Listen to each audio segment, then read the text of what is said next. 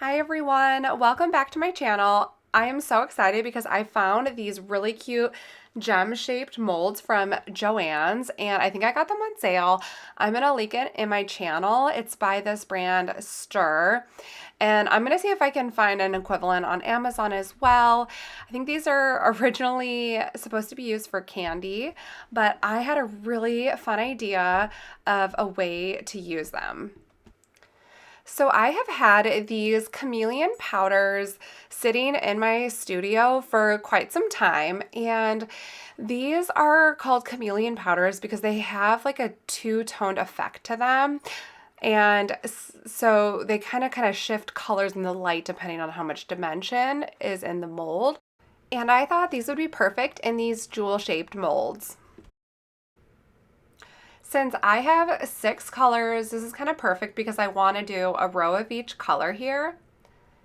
And I'm just making sure that these molds are clean. They're new, so most of it's clean. I'm just getting some of the specks out. And I have 2 different size paintbrushes available because I'm not sure which one I want to use yet or not. So I'm going to start with this one first. This one is called Red Blue, and I'm going to start with this one. And I actually realized before I wanted to get started that it was probably a good idea to tape off part of the next section because I wasn't sure how messy I was going to get with this. So I said, let's just be on the safe side and tape up some of the other areas just so that there's no extra splatter. So I'm going to just go ahead and dip a tiny bit. I mean, you don't really need that much, because it'll all kind of just rub into the mold. And if you have excess, you're gonna have to dump it out anyways, which is totally fine.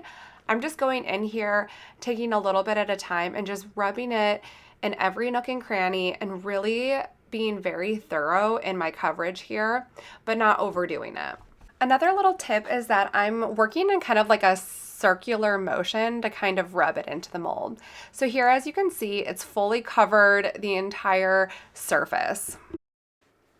I'm going to go ahead and speed through a lot of this part because it's just repeating the same process. I'm just going to go ahead in with all of the colors on each row and basically like paint this mica powder on. I got these mica powders on Amazon about 2 years ago, and I went on the listing and it doesn't sell this exact pack, but I found a bunch of other alternatives and also some other ones that have even more color. So I'm going to link all the options that I think look really good. And I'll put those all down in the show notes for you. And I am really glad that I used this tape, by the way, because I was getting kind of messy and it was splattering because I was working pretty quick. So depending on what mold you're using, if you're doing something that has multiple molds and different colors, then I definitely suggest you use something kind of similar to what I'm doing with the tape. Okay, I just skipped to the end here and we are all set. I've filled in all of the colors and it's looking so cool. I can't wait to see how these turn out. I've gone ahead and mixed 50 liquid grams of Aqua Resin together with the powder. And if you're new to my channel, Aqua Resin is an eco-friendly type of resin. It's a little bit kind of like concrete, just a lot smoother. It's not like your typical epoxy resin as it gives like a very matte finish to it. I am linking my beginner tutorial if you're interested that kind of shows a little bit more behind the scenes of how to work with the material, what ratios that I use. But what I've done is I've mixed a black pigment together. I've noticed a lot of other epoxy resin artists will do a kind of similar effect using black, and I've also seen a better effect on this like chameleon color when you have black as a background. You could definitely use other colors. You could do like a blue or another color, but for some reason the black really makes it more vibrant and pop.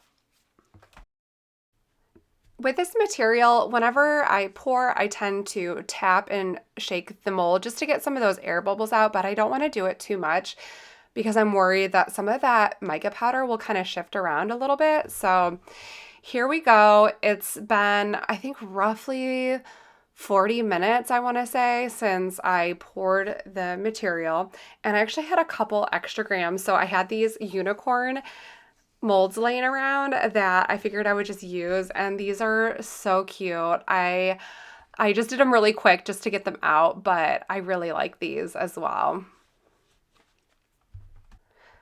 Okay, moving on to the gems, we're gonna go ahead and start taking these out. I'm so excited to see what these look like. And I just realized I took this out a little too early, maybe a couple minutes too early. I feel like I should have let it sit. So I went ahead and waited for them to just kind of cure a little bit longer. And I'm still seeing some excess in there. So I'm not sure if it's the mica powder or not, but I just let it cure another 5 minutes. I think I was getting a little too anxious. And these are so stunning. That like sparkle shimmer effect is so beautiful.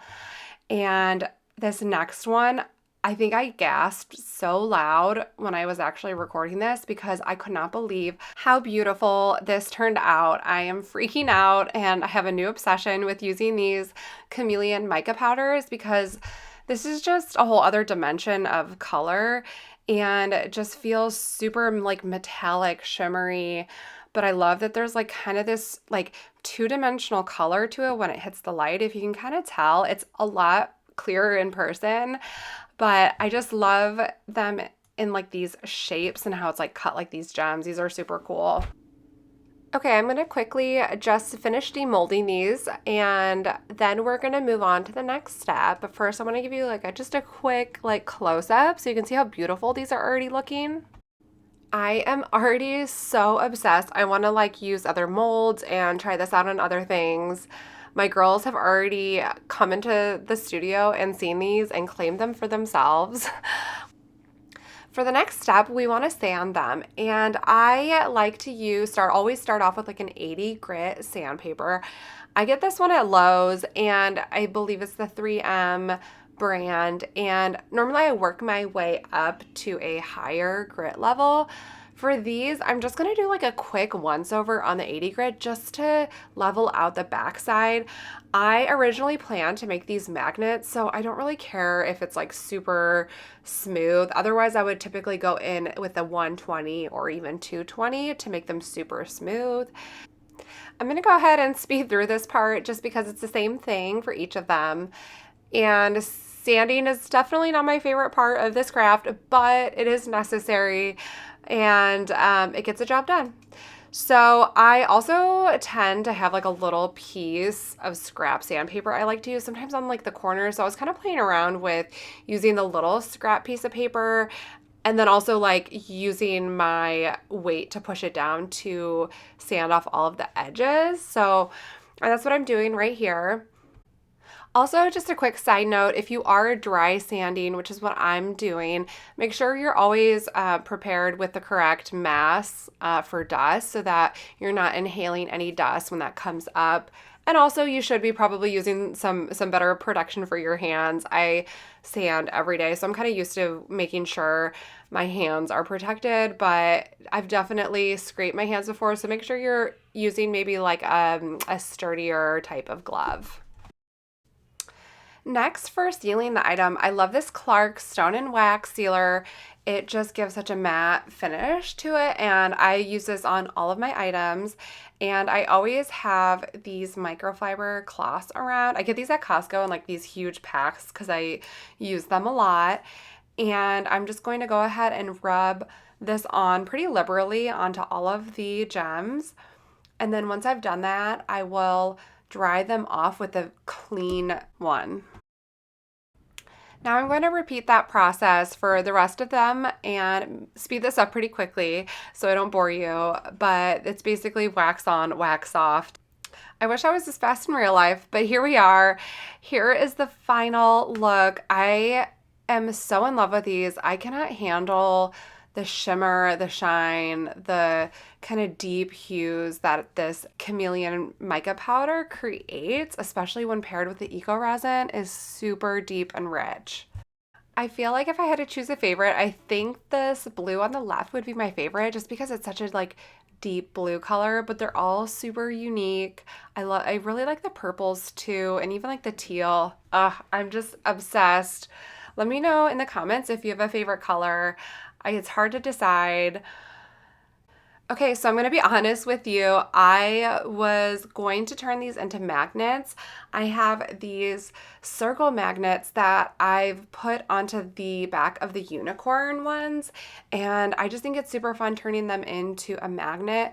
However, my daughters were so obsessed with the gems. They begged and they begged and they begged to keep them, and they really didn't want them to be magnets. So I promised them that I wouldn't turn them into magnets, but basically I wanted to show you what I was going to do, because it's pretty straightforward. I will link these magnets. I've used these for other magnets and they are very strong and sturdy.